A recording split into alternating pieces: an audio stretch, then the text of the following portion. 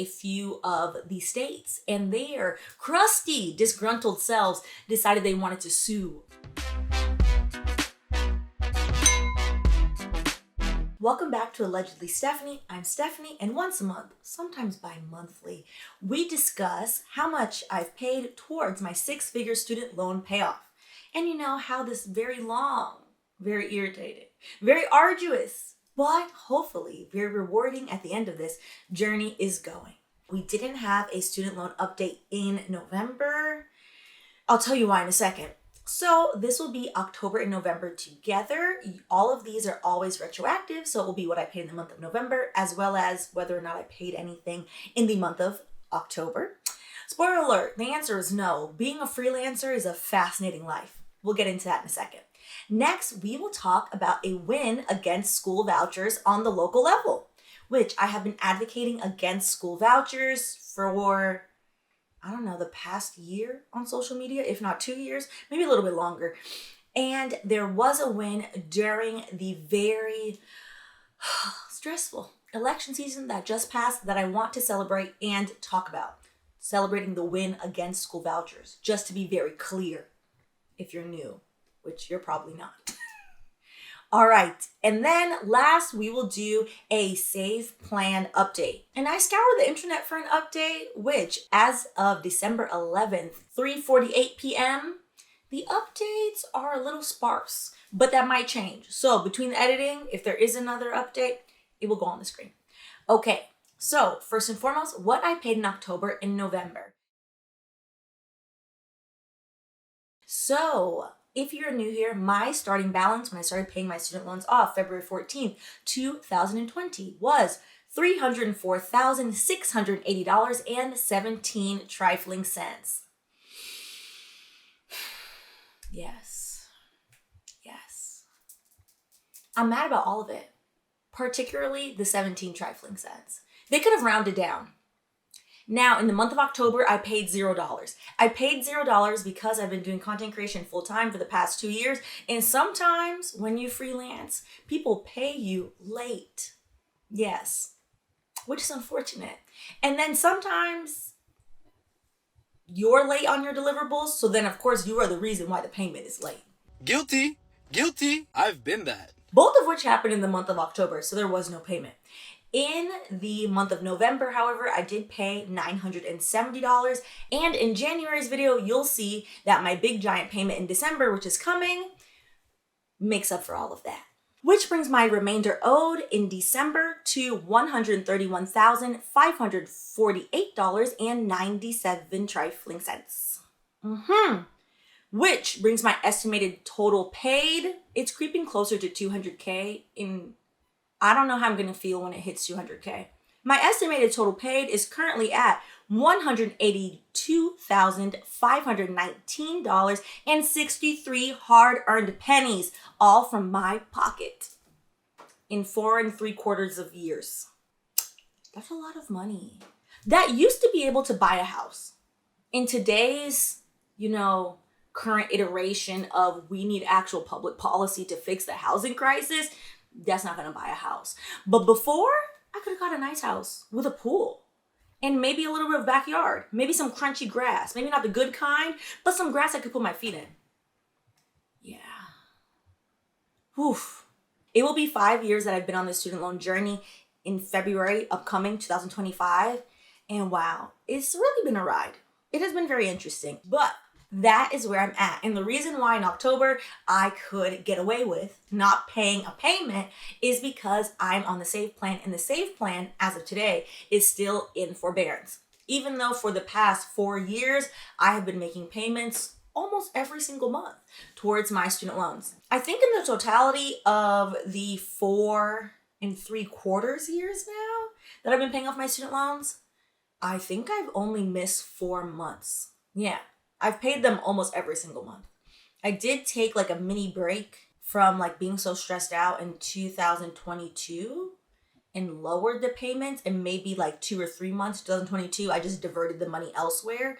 But yeah, which is pretty good. I'd say it's 99% rate of paying, even though I technically have no bill due because I have been on the income-based repayment plan And that payment plan then turned into the save plan the entirety of this 4 years. So under the potpourri, the panorama, the pandemic, we had forbearance. And then when everyone got pushed back into repayment, everyone on the save plan then stayed in forbearance because a few of the states and their crusty, disgruntled selves decided they wanted to sue over various parts of the save plan, and that is still working its way through the courts. But we will discuss that more in a second. First, I want to talk about a win. Because as we go into next year, and particularly January 20th, which is MLK Day, I think having the inauguration on MLK Day specifically grinds my personal gears. It's just a level of rude pettiness to set the tone. And I hate that for us. One of the things, though, as we go into next year and all of the likely trials and tribulations that is going to bring, I do want to hold on to a win that did occur during this election, and that win was against student vouchers on the local level. So, according to USA Today, voters in Nebraska chose to repeal a $10 million school voucher program passed by its state legislature earlier this year, which aimed to help private school families with state fundings. Essentially, Nebraska showed that even when you get kicked and are knocked down, you don't have to accept it. So early this spring, the state legislature in Nebraska voted to essentially take $10 million from the public education funds and put that towards a school voucher program and essentially lead to the privatization of Nebraska schools. The citizens of Nebraska said, no, we're not doing that. Actually, we want well-funded public schools. And they took to the streets to make sure that everybody knew what was on the ballot. They told their neighbors, they advocated for each other, they advocated for the kids, and they repealed that legislation this past November. And I say that to say, because the wins sometimes are few and far between.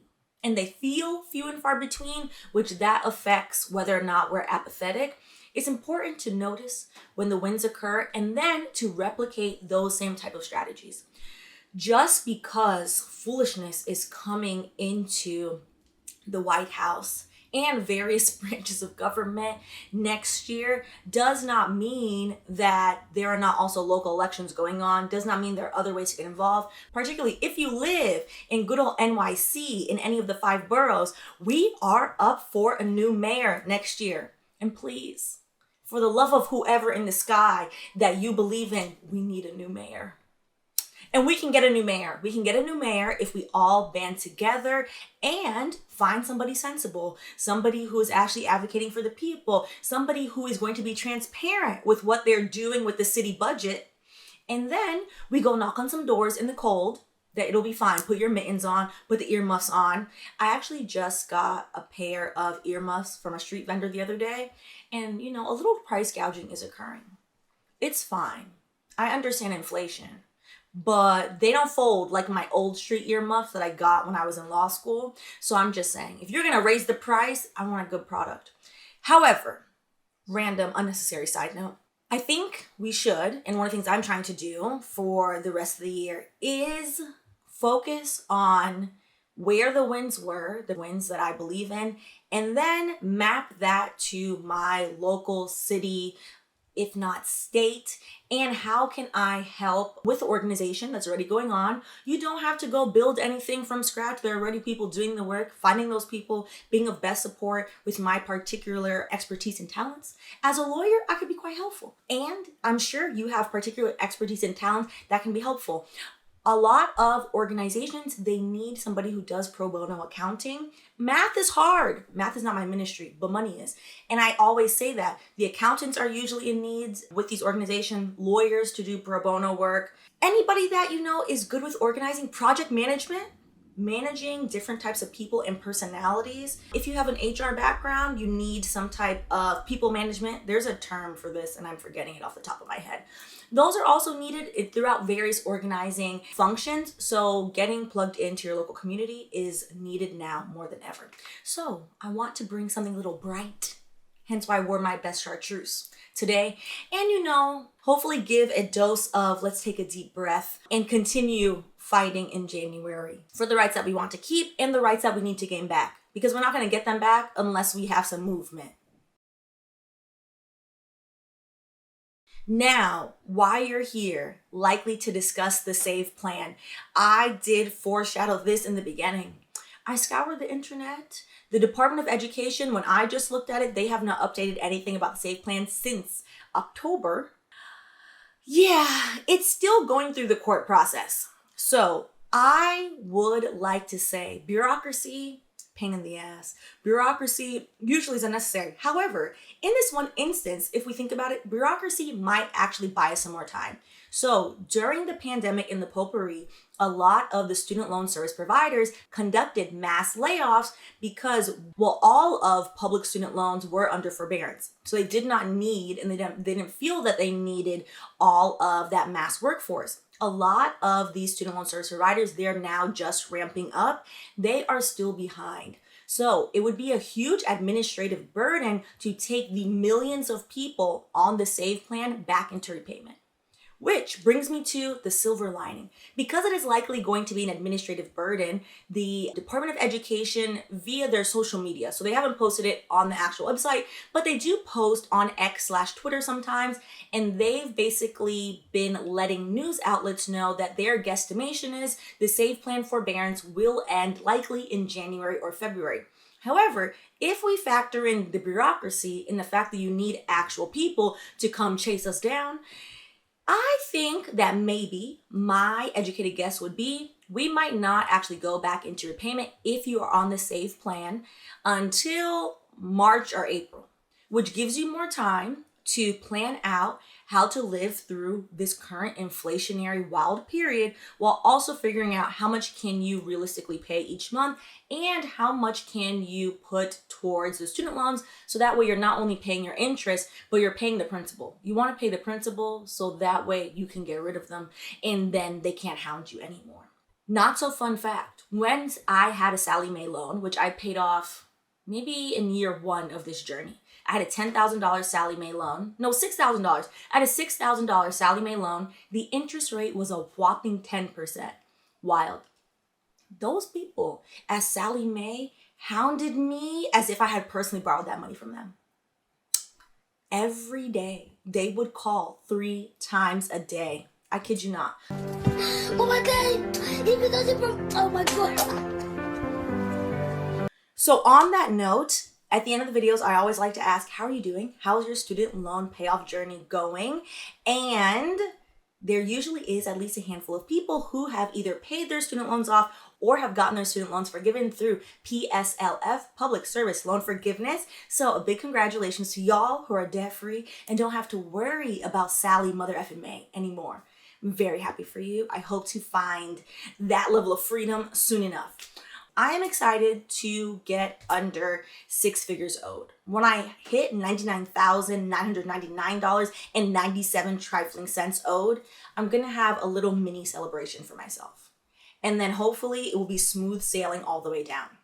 And actually, if all of my payments, which I don't think they're gonna come in on time, but if all of the money I'm technically contractually obligated for this month comes in this month, I will be under 6 figures owed this month. It's not going to happen, unfortunately. When you're a freelancer, the money, child, you get net 30, you're calling them on day 31 like, hello? Hello, excuse me. Hello.